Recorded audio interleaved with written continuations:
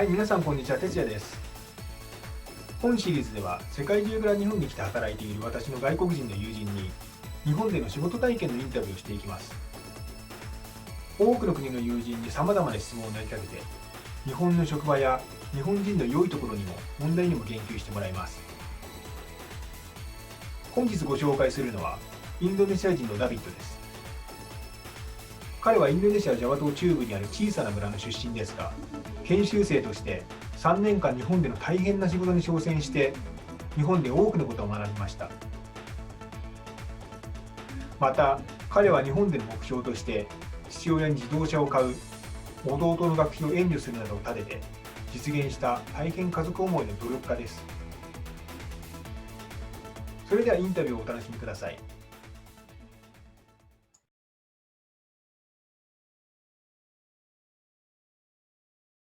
ダビッドは日本に仕事に来たんだけれど、はい。インドネシアでの仕事を辞めて日本に来たっていうことになるとは思うんだけれど、インドネシアには日系企業がたくさんありますから、多分私は日本語を勉強しながら、日本人の、やり方、仕事し方を学びたいと考えた。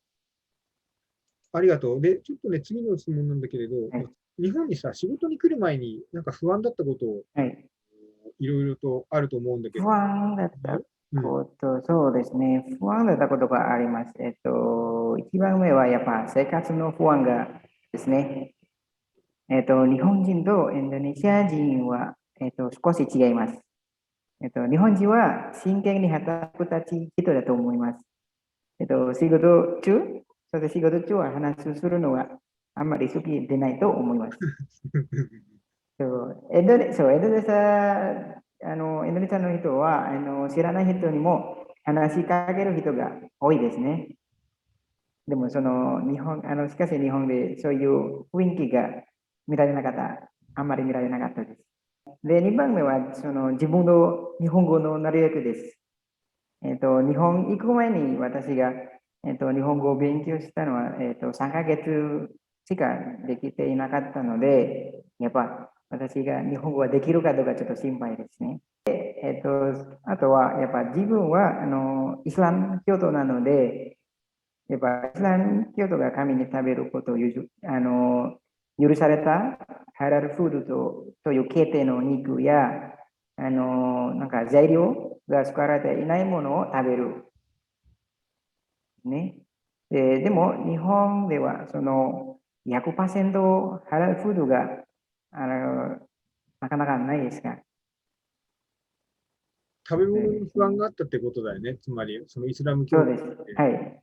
次の質問させてもらいたいんだけれど、日本ではい。仕事をしてた時っていうのは、どういった仕事をしてたの？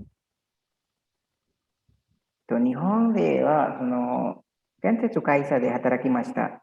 鉄筋工場で働きました。鉄筋のはい。工場ね。なるほど、なるほど。はい。その鉄筋をカットしたり、曲げたりする仕事です。ああ、なるほど。機械で使ってはい、機械で使っています。次に聞かせてもらいたいのは実際に日本で仕うん。事をして大変だったことをいろいろとあると思うけれど、いくつか教えてもらえない？うん。大変なことですね。やっぱ、まずインドネシアでなんか学んだ日本語と会社の人が使う日本語はちょっと違いました。なんていうの、インドネシアで学んだ日本語はやっぱ丁寧な表現で、じゃないですか。やっぱ教科書があるじゃないですか。で、そこはやっぱ、丁寧な表現で使いますから。でも、会社の人の日本語は普通の表現です。で、たまになんか新しい単語も使われています。やっぱインドネシアで学んでいない言葉が日本で出てくるわけですね。だから、初めて多分、3ヶ月ぐらい、日本で働けたときに、辞書と手帳がポケットに入れます。わからない言葉が書いて、でも休憩の時、あと、まあ、仕事が終わったとき、家帰ったときは、調べます。建設の会社だったら、多分、今日はこれでやって、次はまた違う、ことをやるから。うん。だから、まあ、日本語がわからないと大変ですね。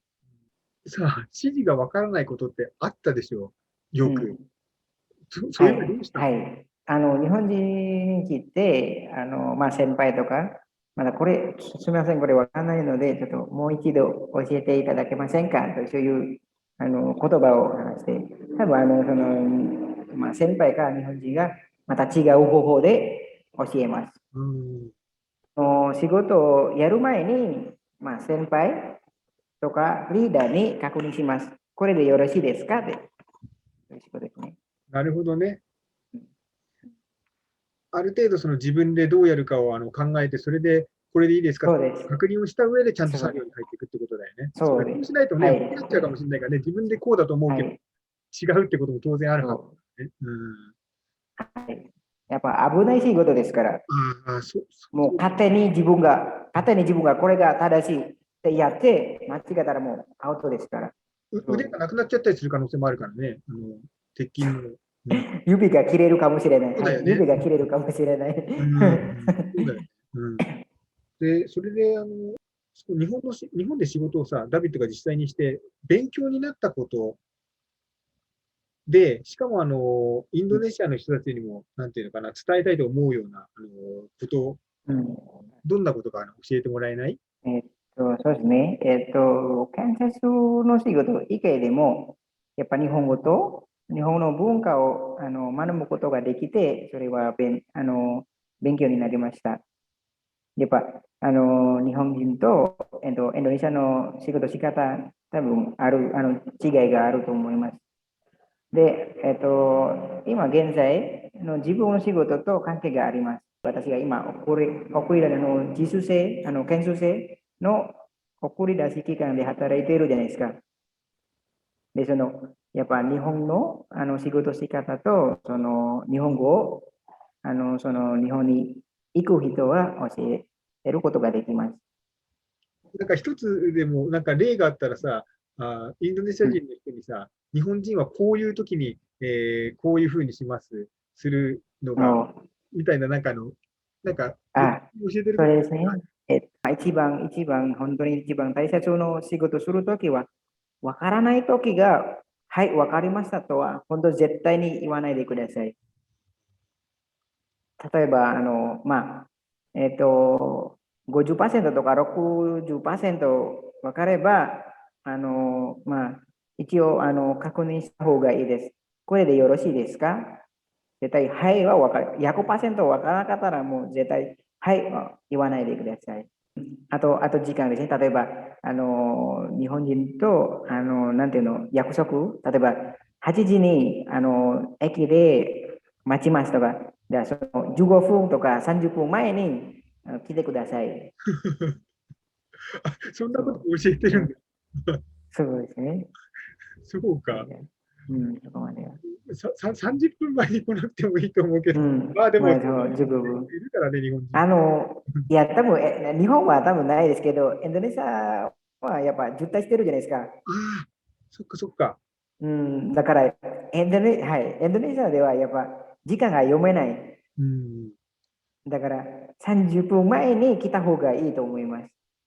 なぜかなるほどね。というと、うん。日本で、はい、その瞬間、いい瞬間がやったら、インドネシアに多分、もう普通になれるから、もう自分の瞬間になれます。あ、わかっだから、うん。日本にいるうちに、やっぱいいことだけを勉強してください。多分インドネシアに持ってきたら、多分インドネシアがもっといい国になると思います。うん。ダビッドはさ、うん。仕事をしてるときにさ、なんていうのかな。こんな風になってくれたらいいなとか、なんかリクエストしたくなるようなこととかってあった？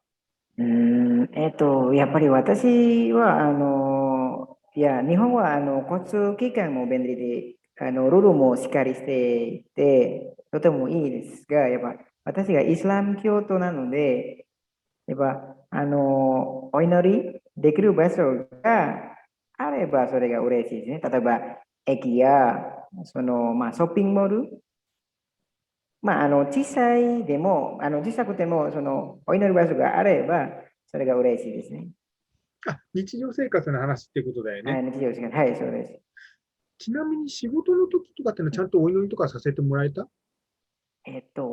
最初にやっぱ、先生が、イスラム教ではないですから、お祈る場所がないです。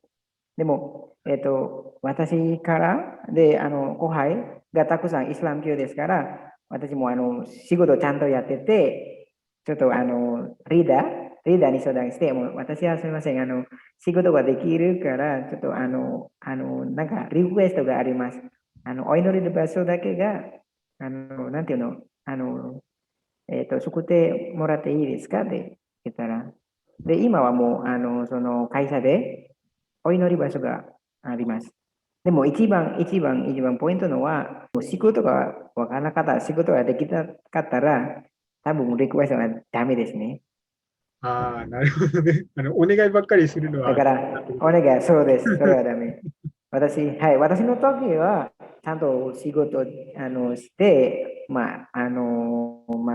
本語の言葉も、仕事の言葉、さっきの、表現、仕うん、事表現が、表現ね。覚えたら、その後がお願いです。例えば、イスラム教は、断食明け、断食の後は、みんなモスクでお祈りするじゃないですか。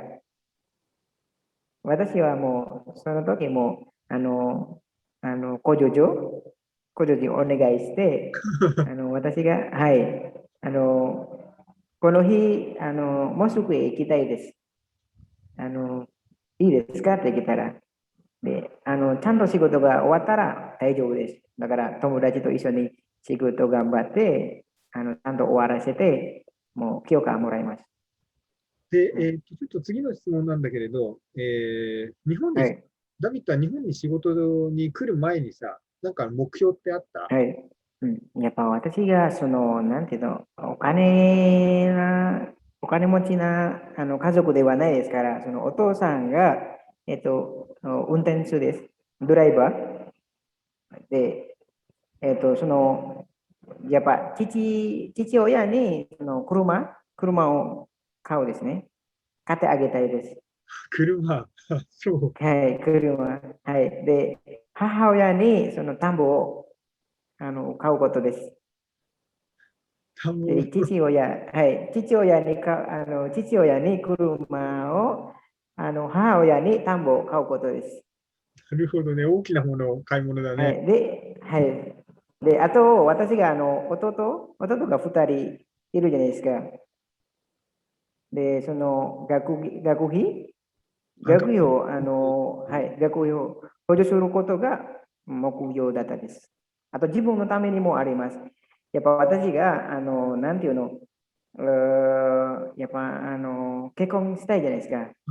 そあ、の、結婚式のそのお金がやっ結婚式ね。ぱたくさん、はい、うん。結婚式の、結婚式ね。はい、うん。たくさんのお金が、はい、自分が頑張ってお金を貯金しなきゃいけないです。なるほどね。どうだった全部、ちゃんと目標通り。全部達成しましあ、た。本当？あ、すごいね。はい。相当傑作したでしょ。ねそうですね。え、ねえ、仕事きつかったですが、やっだよぱね。頑張って3年間。私はたまに3年間日本であんまり、どこかで遊びに行かなかったので、わかりました。